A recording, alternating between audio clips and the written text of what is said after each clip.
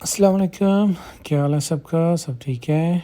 अच्छा जी, अगर सुबह-सुबह आप उठें और घर के बाहर इस तरह की हालत हो, तो क्या रिएक्शन होगा आपका?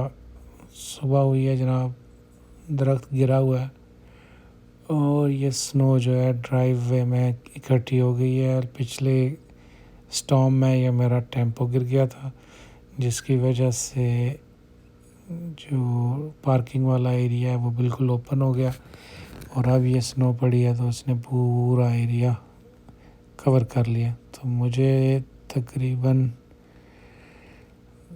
लगता है कि जिस तरह पाकिस्तान एक पूरी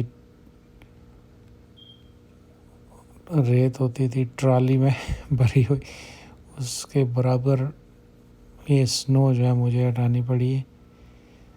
तकरीबन 1 से 1.5 घंटा लगा है और फिर ये दरख्त से भी नीचे जो है स्नो फ्रीज़ हुई स्नो गिर रही है, जो कि काफ़ी डेंजरस भी है।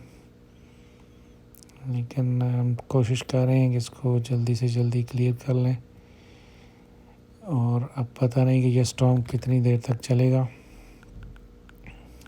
पूरा एरिया कवर है स्नो के साथ। नेबर सुबह देख रहा था मैं, उन्होंने भी अपना एरिया क्लियर किया। ये सारा स्नो क्लियर करके ये साइडों में स्नो को साइड पे फेंका है। और ये देखें, ये सारी स्नो जो है वो मैंने क्लियर की है सुबह सुबह।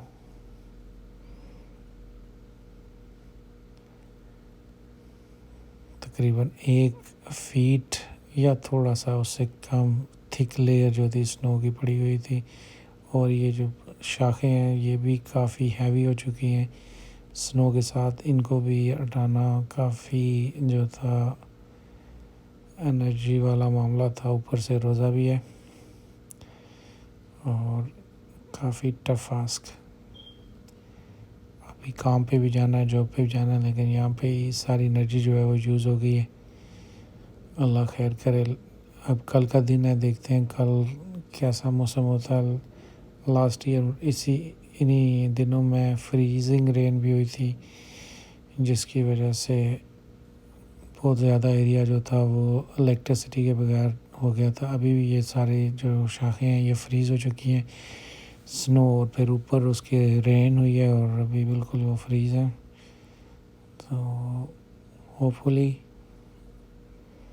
इंशाल्लाह बेहतर ही होगा जो भी होगा। हम अपनी कोशिश करते हैं और इस आजमाइश से निकलने की कोशिश करते हैं।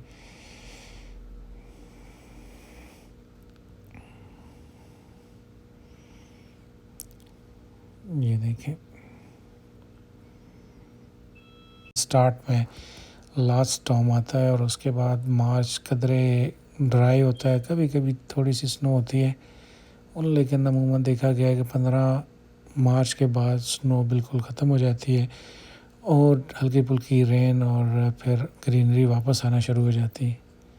लेकिन इस बार अप्रैल का स्टार्ट हो गया है और फिर एक बड़ा स्टॉर्म अचानक से आ गया और इस स्टॉर्म की वजह से हमारे काफ़ी एरियाज़ में बिजली बंद है, स्कूल बंद है। स्कूल की जो जो मेन स्कूल का बोर्ड है उनकी भी आज इलेक्ट्रिसिटी स्कूल बोर्ड की भी चली गई। तो ईमेल आई सुबह 6 बजे कि आज पूरा सिटी जो है वो स्कूल्स ऑफ हैं।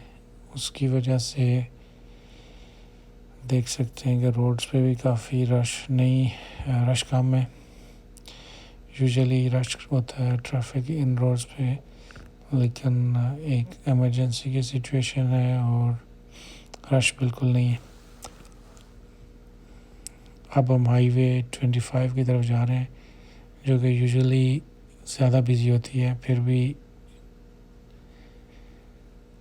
ट्रैफिक नज़र आ रही है, लेकिन जो आम दिनों में इस पर रश ज़्यादा होता है।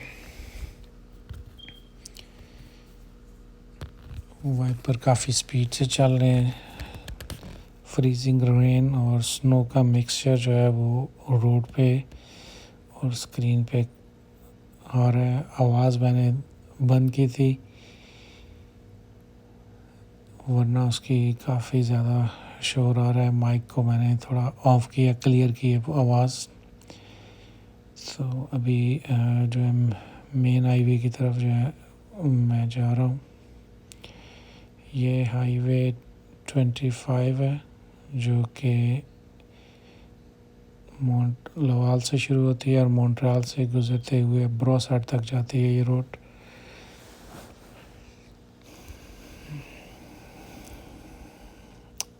अच्छा, सुना था कि इलेक्ट्रिसिटी सिर्फ हमारे मुल्क में जाती है, लेकिन जब से कनाडा में स्टॉर्म आते हैं और देखा है कि यहाँ पे भी बिजली में प्रॉब्लम आती है कुछ घंटों के लिए ही सही, लेकिन यह कि बिजली जो है वो इंटरप्ट हो जाती है। तो ख़ास तौर पे जब -20 या 25 हो उस वक्त बिजली के बगैर गुजारा करना बड़ा मुश्किल हो जाता है, क्योंकि टेम्परेचर जो है वो फ्रीजिंग होता है और घर पे भी रहना और बड़ा मुश्किल होता है। उसमें अगर आपके पास कोई मुतबादल हाल नहीं है हीटिंग का तो आपके लिए काफ़ी हेडेक बन सकता है। तो लकीली चलें स्टॉर्म आया, लेकिन टेम्परेचर -1-2 के करीब है जो कि मैनेजेबल है इन केस अगर बिजली भी ना हो।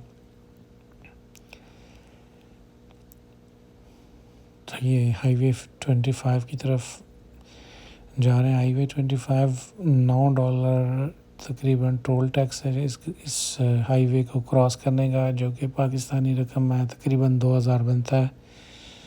लकीली मेरे पास इलेक्ट्रिक गाड़ी है जो कि गवर्नमेंट के ग्रीन प्रोग्राम के अंदर आती है और उस पर टोल टैक्स फ्री है।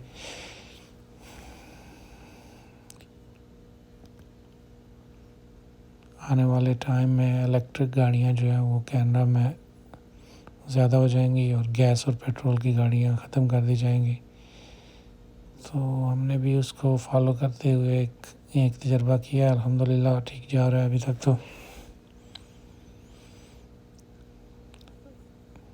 अच्छा, सब स्पीड में जा रहे हैं। इस मौसम में भी कुछ लोग जो हैं वो ज़्यादा फास्ट ड्राइविंग करते हैं।